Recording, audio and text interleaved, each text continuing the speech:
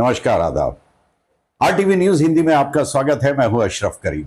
महाराष्ट्र की राजनीति में इस समय सस्पेंस भी है और थ्रिलर भी। सस्पेंस यह है कि 5 दिसंबर को महाराष्ट्र में यानी मुंबई में शपथ समारोह होना है, जिसमें प्रधानमंत्री भी शामिल होने वाले हैं। लेकिन मुख्यमंत्री कौन बनेगा, यह अब तक सस्पेंस है। साथ ही साथ समारोह 5 दिसंबर को हो पाएगा या नहीं, या उसे पोस्टपोन किया जाता है, यह भी सस्पेंस है। थ्रिलर यह है कि 1 दिसंबर को सर्वदलीय बैठक होने वाली थी महायुति की, लेकिन ठीक बैठक से पहले एकनाथ शिंदे मुंबई से बाहर, अपने क्षेत्र थाने से भी बाहर, यानी अपने पैतृक गांव सतारा चले गए। वहां उनकी तबीयत खराब हो गई, डॉक्टर्स की टीम भी गई। वो किसी से मिलना या बात करना नहीं चाहते थे। यह इशारा था कि वो नहीं चाहते कि वो किसी बैठक में शामिल हो या फिर वो किसी से मुलाकात करें। थ्रिलर यह है कि जाने से पहले राष्ट्रवादी कांग्रेस पार्टी के एक विधायक जो चुनाव अभी जीते हैं, जिनके बारे में कहा जाता है कि वो शरद पवार के काफी नजदीकी हैं, उनसे मुलाकात की और फिर लोगों ने संभावनाओं को टटोलना शुरू कर दिया।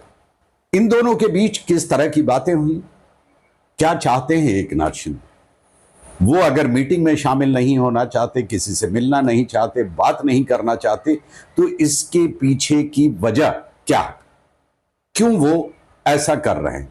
हालांकि यह साफ था कि अगर महायुति की जीत होती है तो देवेंद्र फडणवीस नए अगले मुख्यमंत्री बनेंगे। लेकिन अब तक भारतीय जनता पार्टी ने भी उनके नाम का ऐलान नहीं किया है। एकनाथ शिंदे डिमोशन नहीं चाहते।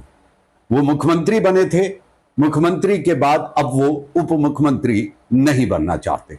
लेकिन सबसे बड़ा सवाल ये कि क्या वो अपनी पार्टी को बचा पाएंगे, अपने विधायकों को रोक पाएंगे? सत्ता में तो उन्हें रहना है, लेकिन किस तरह यह तय भी उन्हें ही करना है। सत्ता में आने के लिए एक रास्ता उनके पास है।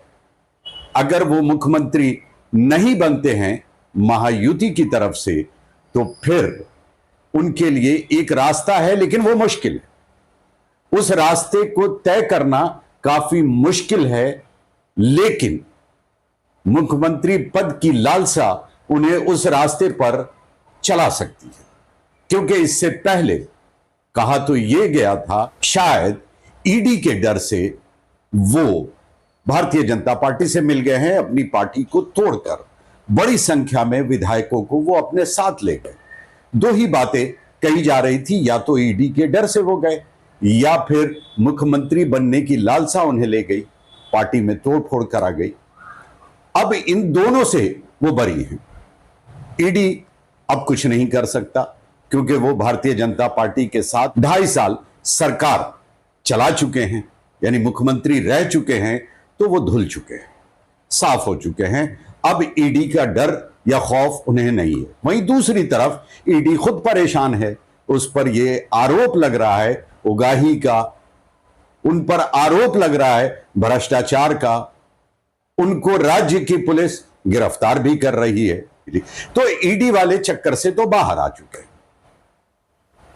रहा सवाल मुख्यमंत्री बनने का, मुख्यमंत्री की लालसा वो पूरी हो सकती है। किस तरह ये बताएंगे आपको, लेकिन बात कर लें भारतीय जनता पार्टी क्या कर सकती है। भारतीय जनता पार्टी के पास 132 विधायक हैं और नंबर्स जो चाहिए सरकार बनाने के लिए वो चाहिए 145।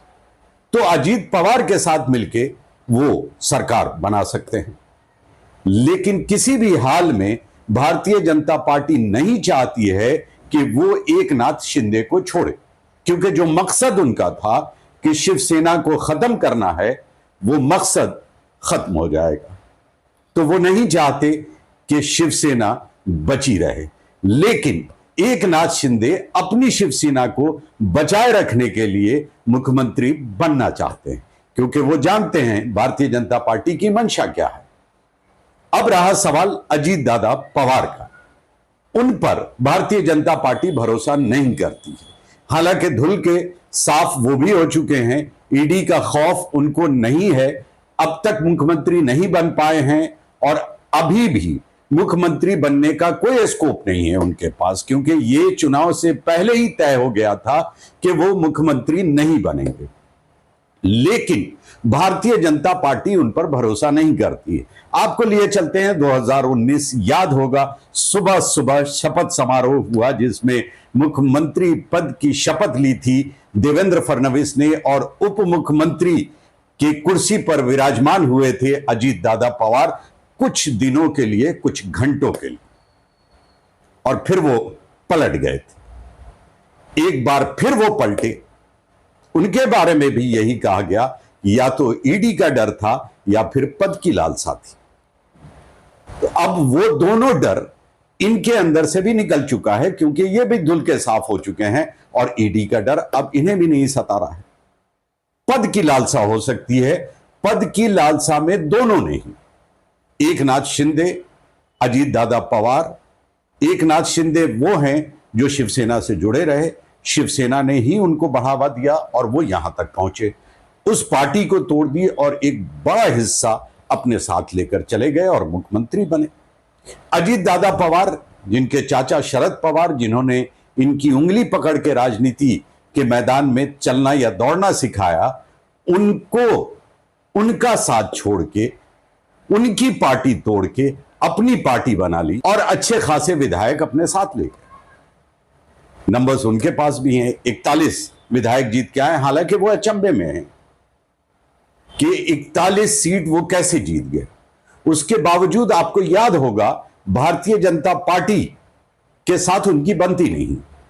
यही वजह है कि जब चुनाव चल रहा था, उन्होंने अपने चुनावी क्षेत्र में उत्तर प्रदेश के मुख्यमंत्री योगी आदित्यनाथ को आने नहीं दिया, रोक लगा दिया, उन्हें रोक दिया और साथ ही साथ उन पर कटाक्ष करते हुए यह कहा कि कटोगे तो बटोगे के नारे आप जाके उत्तर प्रदेश में लगाए, यहां नहीं। तो विचार भी इन दोनों के नहीं मिलते हैं। तो अजीत दादा पवार किसी भी समय जा सकते हैं। संभावनाओं की अगर बात करें, अगर मुख्यमंत्री बनना है एकनाथ शिंदे को, तो एक ही रास्ता है।